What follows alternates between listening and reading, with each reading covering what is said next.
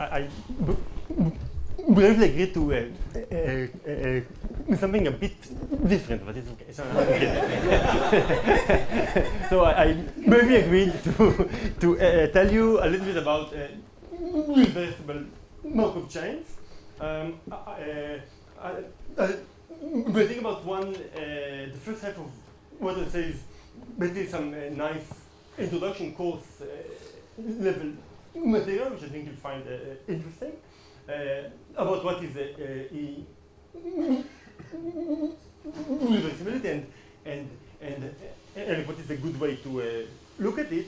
And then I will focus on some examples, some that I know more, some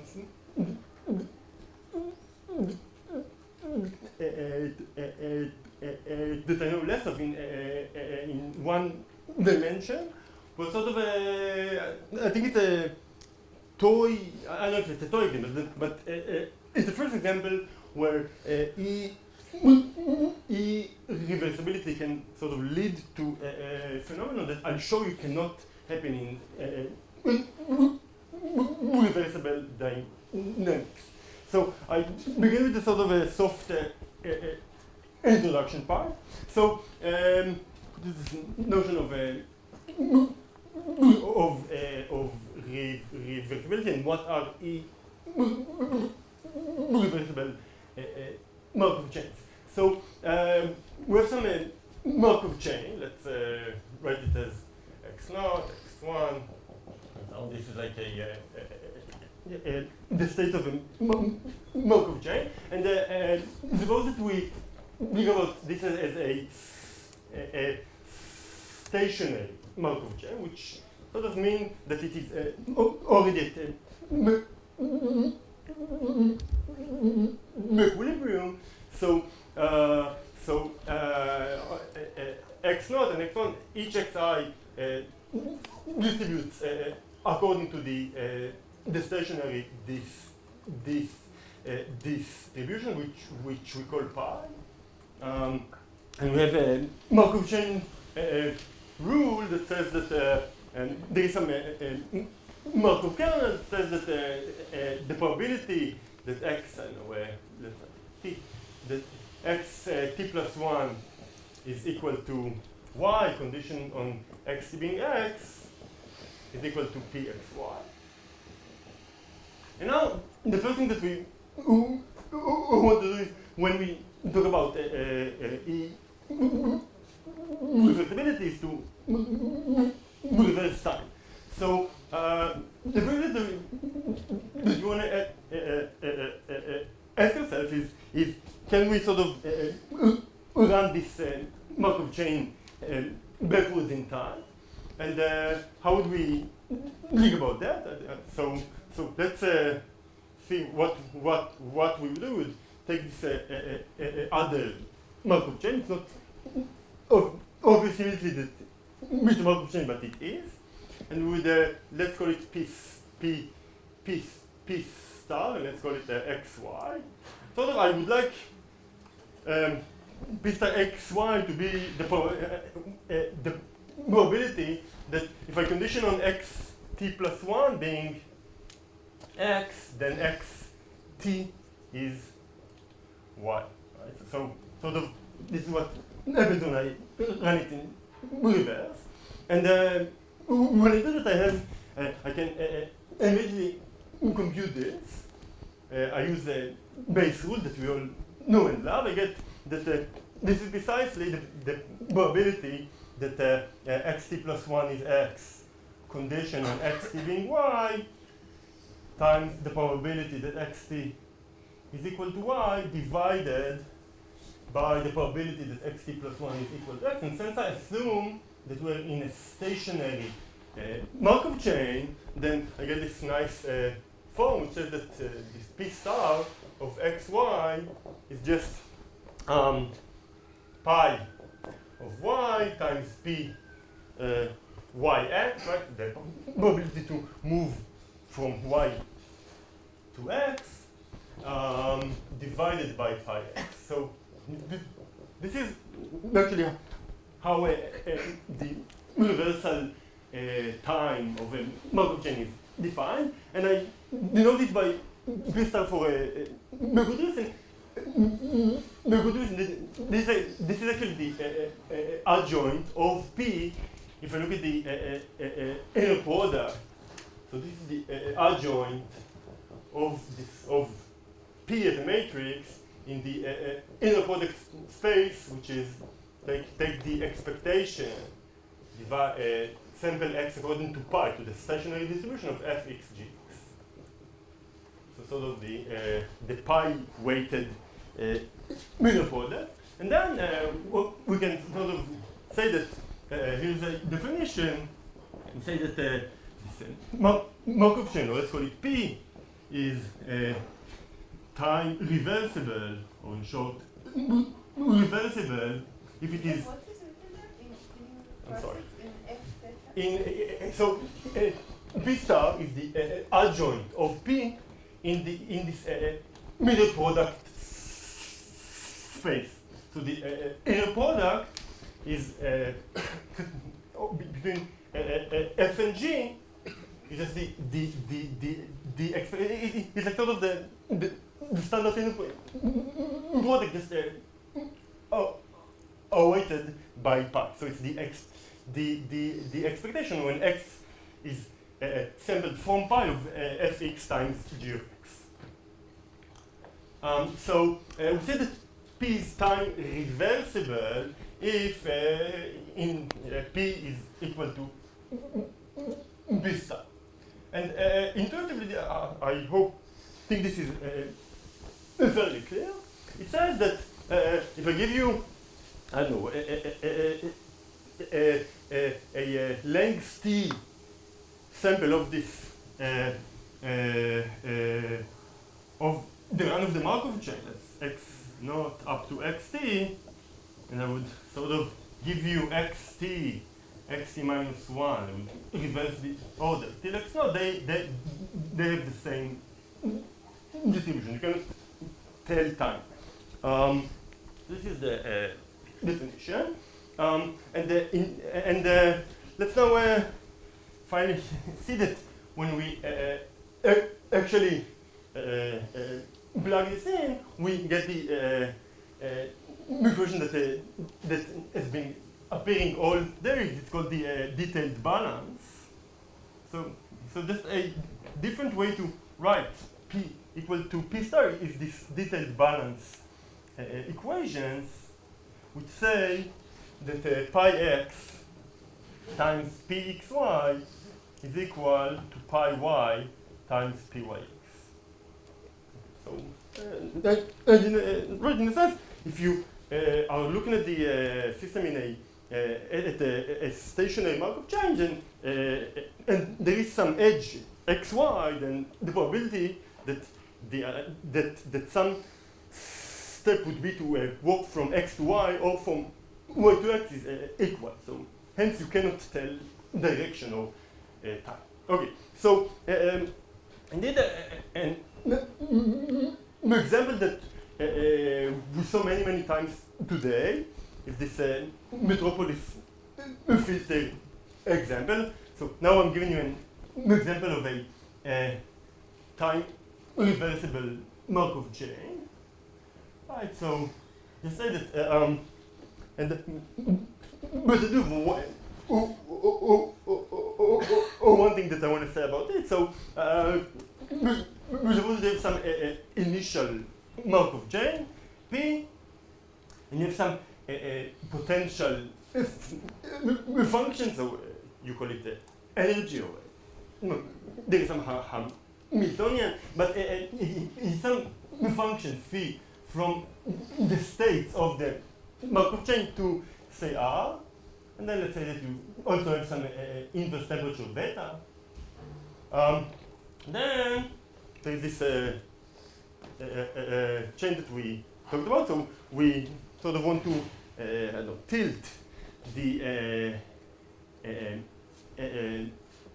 stationary measure of P, so this is to sort of prefer states with low energy levels. So we define this P, let's call it P tilde.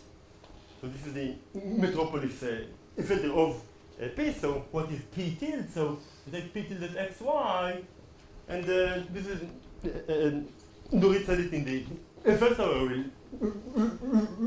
We repeat it. So initially you would like to take a step from P, your original chain. So you take, so you do P of xy. This is the probability to go from x to y. But then you think if the potential decrease, then your LP will just take this step. So this is the one here. This is sort of the probability to actually accept this step. But the energy grew, then you won't take it with some probability that is so like gives you some exponential payment or penalty for this energy increase. So you take it to the e to the minus beta times phi of y divided by e to the minus beta phi of x. So this is what you usually do, and you know, but so I just want to say, I don't want to get into that, but so, and then, well, what I can say is that it is not hard, and it is indeed not hard, to see that, if you take this new stationary measure, let's call it pi tilde, which is proportional to pi, so pi x is proportional to pi x times e to the minus beta phi of x, then sort of, then pi tilde satisfies the detailed balance equations with p tilde of xy. Well, this is almost true. This is true only if p itself was time reversible. Otherwise, this doesn't hold, and you actually need to put some additional party. So just for for a mathematical completeness, I will do it. You sort of have to wait by the probability to take the edge xy in each direction. So, but this is, I guess, not so critical here, but you actually have to multiply here by pyx and here by pxy. And when you do this, you sort of do this very simple one-line computation, you see that pi tilde x satisfies the detailed balance equation with respect to p tilde, and you can also see that if p originally was time reversible, then sort of this thing disappears. So right now, I mean, the fact that these two are equal, hence are one, hence the ratio is one. This is exactly the detailed balance equation for p. So, but even if p is not time reversible, you can sort of make it time reversible with this trick, and to have some control on the stationary distribution.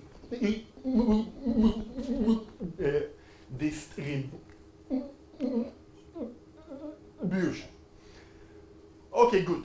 Are there any questions so far? Okay, good. So now I would like to give you an example, which I think and I will show you is like sort of the example of a non-time reversible Markov chain. And this is, I think, if I would have to ask you for a process which is not time reversible, I think if you think about it for a second, this is what you'll give me. So put n points on a cycle. Okay, so forth. And now, so these are the states of the region, and then say that each you have one a particle that walks here, and sort of for each point, the probability to go clockwise is p, and the probability to go counterclockwise is 1 minus 2. So, and this will fall, and let's say that p is not 1f. If p is 1f, then this is time reversible, but if p is not 1f, then it's not. And but I think it is clear. I think from from this description,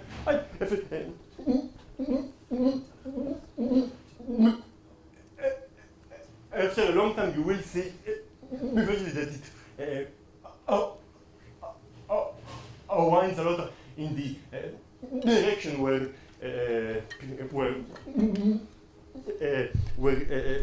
it is biased to go. And just know that here pi is actually pi of each x is 1 over n. So it is not hard to say, but this is not time reversible. There is no detailed balance. And sort of, I would like to prove one thing here, which is that, like, in a sense, this is the only example, and this is a condition that was stated by Kolmogorov. So this is called Kolmogorov's condition. And it says that P is reversible if and only if the following holds for every cycle in the Markov chain. So for many cycles in the graph, let's write it as x1, x2 up to xc. There holds that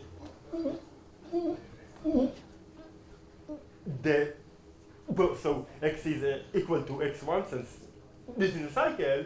The holds that the probability to go around the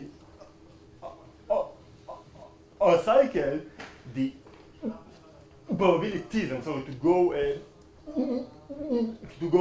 around the cycle in each direction are equal. So the product p x1 x2 times p x2 x3, sort of up to p x c minus 1 xc is equal to the probability that you would go around the cycle in the reverse direction, so up to p x2 x1.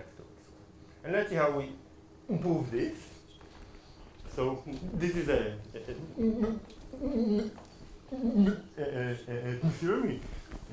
Let's I'll give a proof, a nice proof. So this I'm sure you saw in Engedi, which that the one thing. Suppose that I look at the space, let's call it C1, of all the functions from the edges, the directed edges of the Markov chain to R. And I want to look at a skew symmetric function, so such that fxy is equal to minus fyx. Then there is this nice Hodge decomposition of C1. So C1 decomposes to a direct sum of what I call or people call B1, which is the sort of the co-boundaries or the gradients. So this is the co-boundaries, also known as the gradients. These are all the functions of the form fxy equal to some capital Fx minus capital Fy for some function f from the vertices or the states to R. So this is one part, the co-boundaries, and and its orthogonal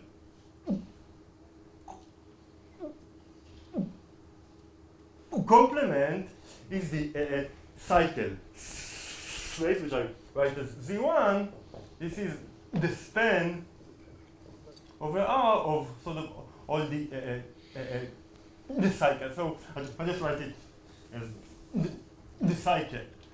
So this is the cycle space. I'm talking about the directed cycle. So the fact that they're orthogonal is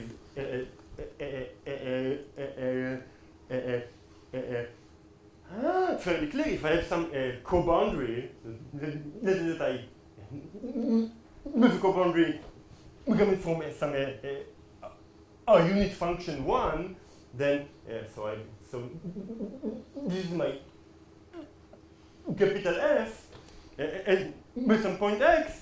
Then what I have is that all the merges going out of x have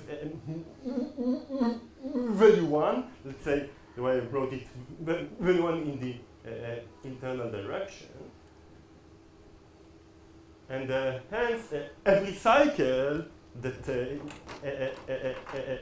meets this vertex x meets it one time with a plus 1 and one time with a minus 1, so eventually it is orthogonal. And sort of by dimension counting, you can see that this is the entire space. And now, yes? So this quantum composition says that, for the physicist, says that this is a potential flow, right? That V1 Yes. is a potential flow, that F is the potential. Right. And Z1 is the, how is it called? So, Divergence or vertices or? I'm not sure what is the physics term, like sort of, the names are so in the Markov chain literature are sort of cycle currents, but I think this is like sort of. It's Kirchhoff law. These are the yes. Well, No, but which one? Z1. they want to like Circulations, it's called. circulations, I guess. Yes. Yeah. And now then. Because, okay, so I don't know. I apologize. So and I can do this nice thing. You can look at the following function. Let's call it a. So the function a at edge xy. So I'm describing you now a function in C1. So axy is the log of pxy minus the log of pyx. This is the function. And sort of if you think about it a little bit, then sort of A belongs to B1 is equivalent, right, to A being a gradient, and then what is its potential? So, make sure you've done the correct normalization. You can look at f of x equal to, now I need to think if I did a minus or not, but let's say log of pi x. I think I need a minus. Okay, and so so this would be the potential of A, and then the sort of the detailed balance precisely says, right, that A at point xy is f of x minus f of y. This is just the taking the log of the detailed balance equation, and therefore, because because B1, the co-boundary or the gradients are orthogonal to the cycle space, this is equivalent to A being orthogonal to Z1, and if you think about it, this is precisely called Mugorov condition, right? So for any cycle, if you take the sum of I goes from 1 up to C of A xi plus xi C minus 1 xi plus 1, then this is precisely the log of px1 x2 times px c minus 1 xc minus log of pxc xc minus 1 px2 x1, and sort of the fact that A is orthogonal to Z1 means that this is 0. So I think this is a very appealing way to see this structure, which also tells you that sort of being reversible somehow depends on this circulation, or the way that the transition matrix circulates around cycles. So, like sort of when you want to see if a Markov chain that you look at is time reversible or not, all you must understand is sort of what happens in cycles. All right. So this was the introduction part. Are there any questions or comments? I have a question. Yes. Since you mentioned C1, B1, and C1, Yes. the natural question is there some analog in high dimensions or C2, B2? So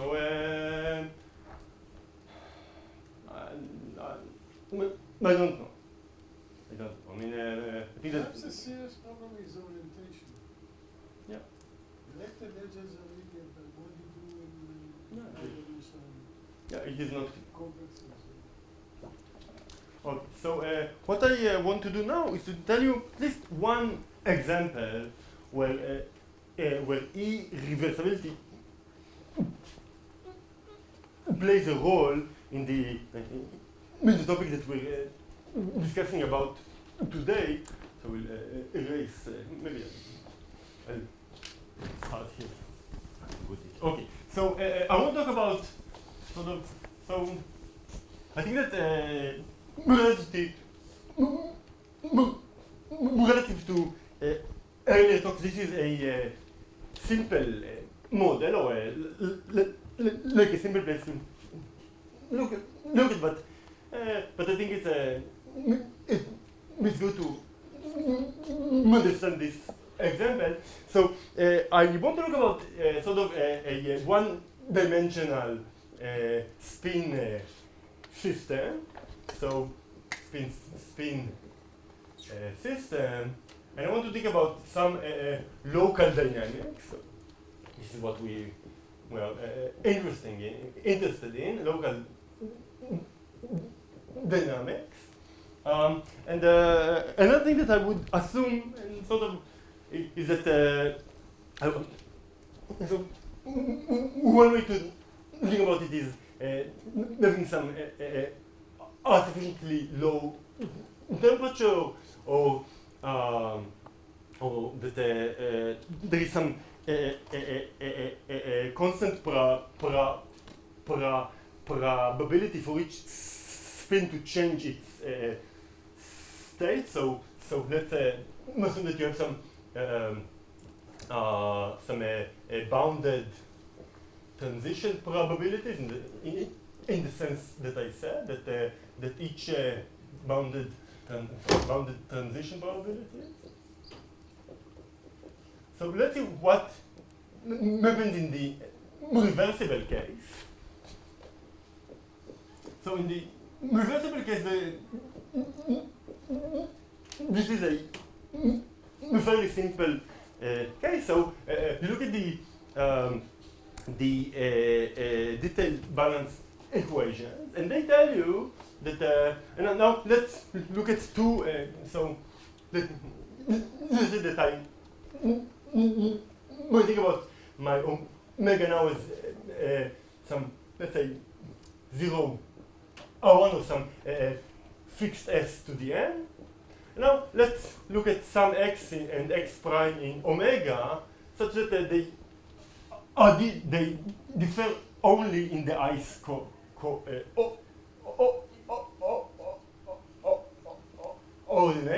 So x is equal to x plus some ei. And now let's see what the detailed balance X prime. x prime. Thank you. So let's see what the detailed balance equation would give us. So it would tell us that pi x times the probability to move from x to x prime, stick to my notation, is equal to pi x prime times the probability to move from x prime to x. Or in other words, this means that the ratio between pi x and pi x prime is, so that we can put it, it's px prime x divided by px x prime. This is, so by our assumption, this is bounded and local. So if this is bounded and local means that it only depends on some fixed radius around I. So this is what I mean by local, and this follows from my assumption on the coefficient itself. So and therefore, sort of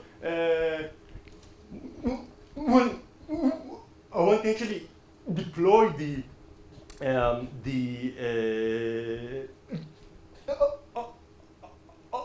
tools that we saw in the last talk to somehow deduce that pi is fairly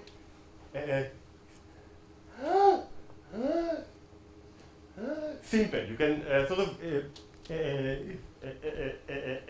show that pi can be constructed by some local Hamiltonian. And in one dimension, this means that it is simple. So it's for example, so you can have either, let's say, n or z. So in the infinite case, this means that there is a unique Gibbs measure. So this is like a known fact, and not proof that in a 1D local dynamics there is only one Gibbs measure, like we saw in the last talk, or it also shows that the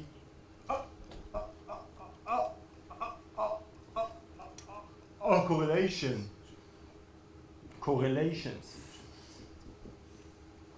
let's say between pi at point I and pi at point j behaves exponential in the distance between I and j. With some and this follows from the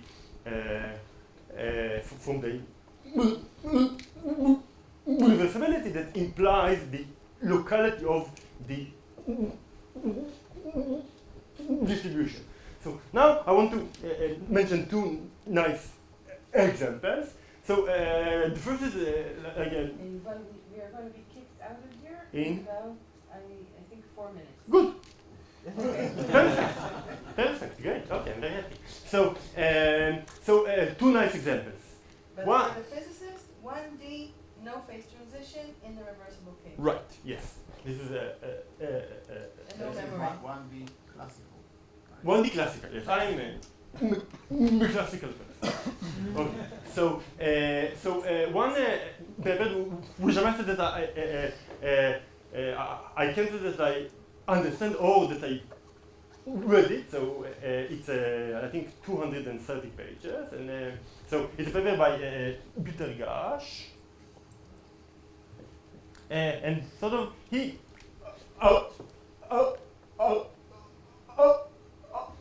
constructed a one-dimensional local dynamics which is not reversible, irreversible, with two Gibbs measures. And moreover,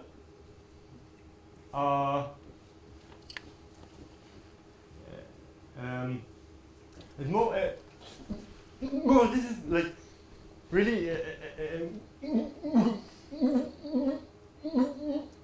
goes along the theme of this day, where sort of it takes so you can define some local observable on a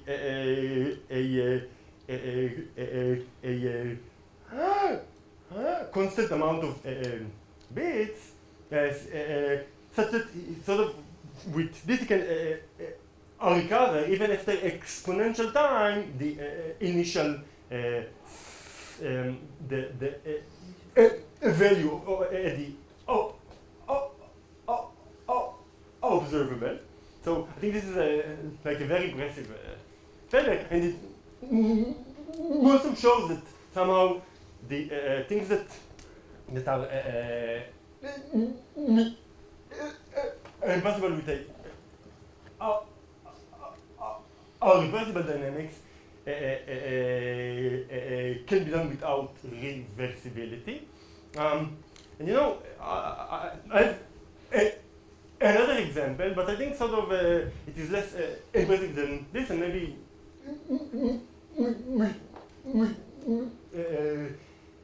and maybe you want to add a few words, so I think I'll stop here. I Yeah. was really, really waiting to see your example. I understand from you that the example is that you have a 1D system So that basically has non-local. I'll show you. Okay, fine. So we'll show you the example. Okay. So if you want to see it, then how can I be quiet? So it's a very simple example, and it appears in paper by Derrida. The philosopher? No, not the philosopher. I was also really excited, but no. Leibowitz, who is It is also not the philosopher. not a philosopher, but he's a very good probabilist from Rutgers and Spear.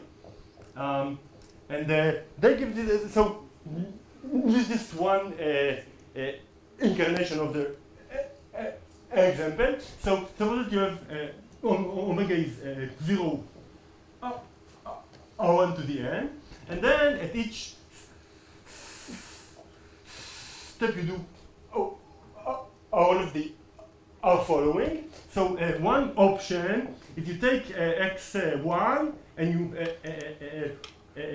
resample it as some Bernoulli p.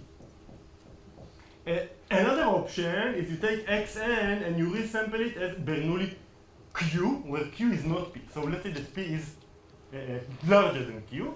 And the third option is that you pick a random edge. So pick some random I,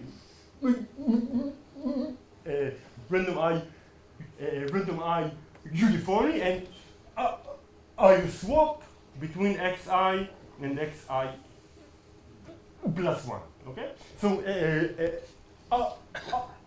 this is not reversible because p is are larger than q. So if you begin with the all zeros, and then you go to 1, 0, 0, 0, and then you go to 0, 1, 0, 0, 0, and so on, until you go to 0, 0, 0, 0, 1, and then you are back to 0, 0, 0. This is more unlikely than the other way around, because p is larger than u. So we sort of have a flow of particles from the left to the right. And you can show, and that is not hard. It's I mean it's a computation that if you mean you can give to a student, which says that okay, so this is really not hard. That the expectation of pi at point I is like, or let's write it at alpha n is just alpha times p plus 1 minus alpha times q. This is very, maybe plus 3 more 1, not hard, but what you can actually show is that the covariance between pi, let's say alpha is less than beta, between pi alpha n and yes, between the covariance between pi alpha n and pi beta n is something like minus p minus q squared divided by n. So only polynomially small times some constant, so alpha times 1 minus beta, again plus a little o of 1 over n. So even in this very simple example, you can see our correlations that decay polynomially, which cannot happen in the irreversible case. And that, I think, is like a fairly simple example. Gach's paper is less simple. Okay, so thank you.